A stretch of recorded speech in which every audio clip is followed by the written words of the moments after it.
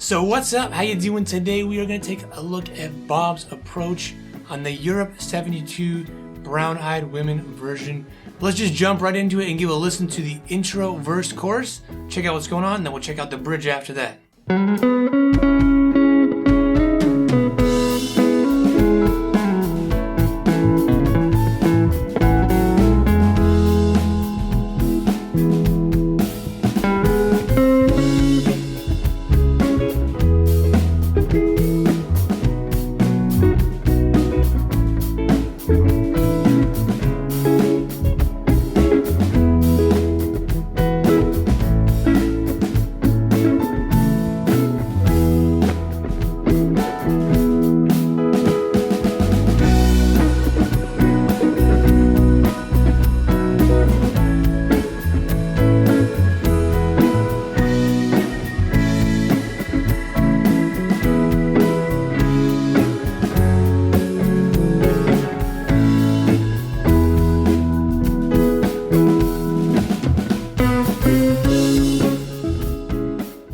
So we're going to focus on the approach that he's doing on the Europe 72 version, but I also have another one looking at the Cornell version, which has got even more stuff really going on. That is for patrons only. I'll put a link in the description down below, and I will tell you more about that later on in the video.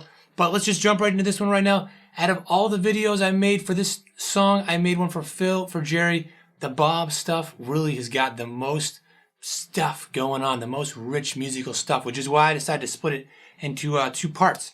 But let's just get right to it. So this song revolves around E, so it's in the key of E, right? Even though it starts on that C sharp minor, people often think then, okay, that's the key, it's C sharp minor.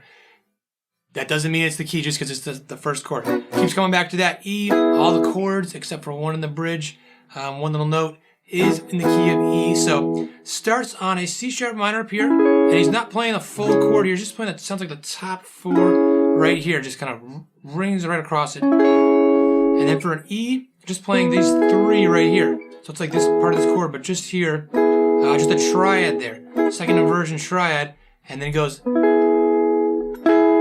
little hammer on here, and that's just playing a sus note. And if you've seen my videos for Bob's approach before, Bob's chords, you know, I'll sound like a broken record because he just does sus stuff a lot. Adds these little things, just a huge part of his sound. And that's why I got to keep saying it, because he does it, and that's a good thing, because you want to, in your own playing, do things over and over. Don't be afraid to just, you know, I used to think that I'd be like, people would hear it and be like, I'm a copycat of myself or something. That's ridiculous. That's how you develop a sound and you develop a style. So he's doing that sus thing right there, right? Then over A, it's part of this. This is a first inversion triad A, and it's part of here. Sometimes he's putting that on there, sometimes it's not. And that's where in parentheses in these charts, I'll put that where sometimes he plays these notes or these full chords and sometimes not. So he's got that, and then he's going. So he's playing it like this, like the finger still down, because he's then hammering it down from the E. This is where he's mixing and matching, especially triads, not full chords, but the triads. Huge thing he would do, huge thing I do in my own playing, and I call this the Hendrix thing there.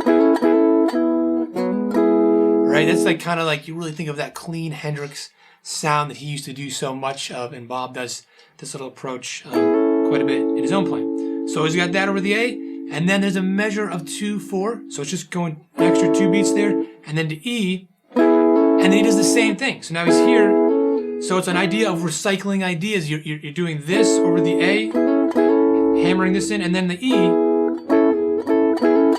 but then stressing more this versus that over the A, and it gives you a really cool, smooth sound and stuff.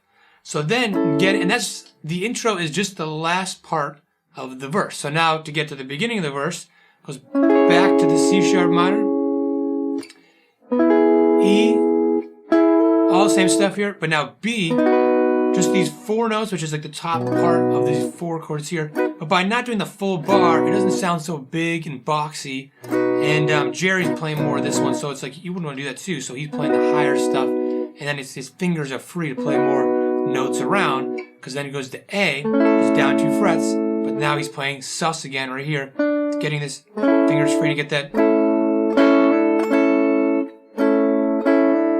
do that all the time. And then C sharp minor. And it's all the same stuff from before.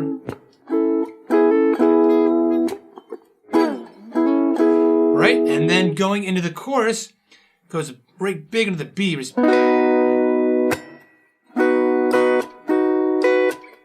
Down to A, E, B. Like, so this is all just triads. Really smooth connecting the chords. Real smooth there. All you do is change one note. That's oftentimes the best way to change chords. Just keep it real close, real simple.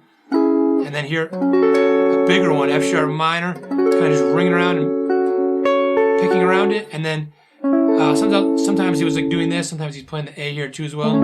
A, same thing here. Sometimes this E, this, sometimes this here. But whether he does this or not, he usually would do this really Hendrixy thing.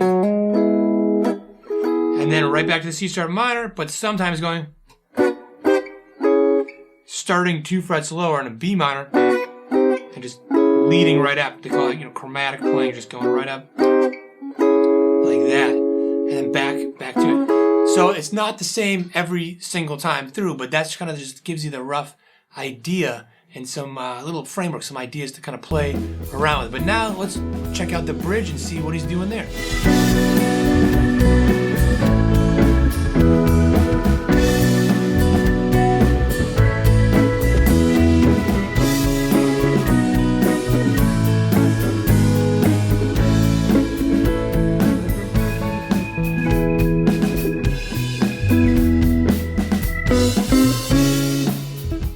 So this is the one spot. I said there's a note outside of the key. Instead of B major, B minor, just kind of add some colorful sounds in there. And this time he's playing, sounds like the big full versions, and really just letting it kind of ring more.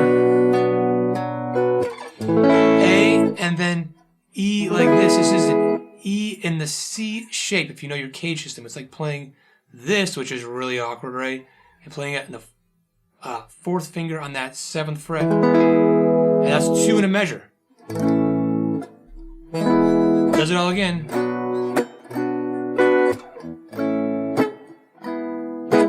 And then we're doing this descending thing, starting in that C sharp minor back to the 4 strings at a time. Just right down there. So C sharp minor, B, A, G sharp minor, back up to A. Hang on it.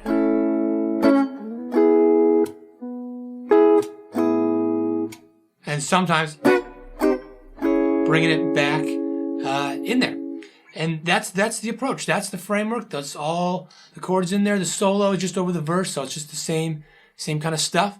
And if you're interested in checking out the kind of, you could say, part 2, the Cornell version, which I would say has even more kind of musical things that we're going to get into, these little ideas that expand upon some of the ideas here, but he does different stuff, and obviously the feel is different too. It's faster, and it's got this more funky feel if you're familiar with that version and stuff.